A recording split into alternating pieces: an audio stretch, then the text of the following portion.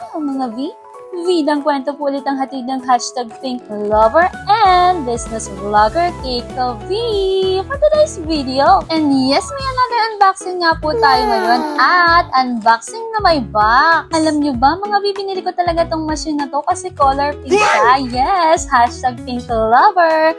Bali, binenta ko nga po yung dating heat press ko na ganito, saka po ako bumili ng bago. Kasi naman mga V, ngayon nga lang po sila nagkaroon ng color pink. May kasabihan nga po tayo na kung hindi rin lang pink, salamat na lang sa lahat. So anyways, mga binabalitaan ko nga po na si Luklik brand ay yung HTV brand din. Nag-rebrand nga lang po sila, kumbaga. Wala naman po masyadong pinagkaiba yung dating heat press ko dito po sa bago, kundi yung color. Pero may nakita po ko ngayon na bago nila na version 2. Bali na-flip po yung pinaka-monitor nung heat press. Sa ngayon po, 9,000 to 12,000 pesos ang price nito, depende sa seller at depende rin kung meron ka mga vouchers na makukuha kung sa online shops ka po bibili. Easy to use na nga itong heat press na to mga V kasi pwede mong iset yung timer and temperature and no hassle na din sa pag-press kasi nga automatic na siya. Hinihila lang yung pinaka-flatbed niya kung saan mo ilalagay yung project for sublimation.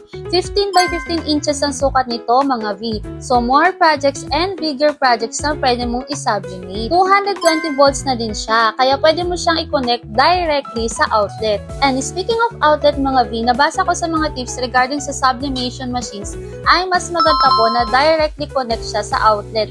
Instead po na gumamit tayo ng extension para iwas overheat. Lastly mga B, in-order ko nga po ito through online kasi mabigat po siya at bulky. So medyo mahirap po siya kung sakali ipapadeliver po natin siya via rider. At yan ang bidang kwento ng hashtag Think Lover and Business Vlogger Keiko V for today's video. And yes, sana po ay patuloy nyo kaming supportan by following us, comment, like, and share our videos. Arigatou gozaimashita!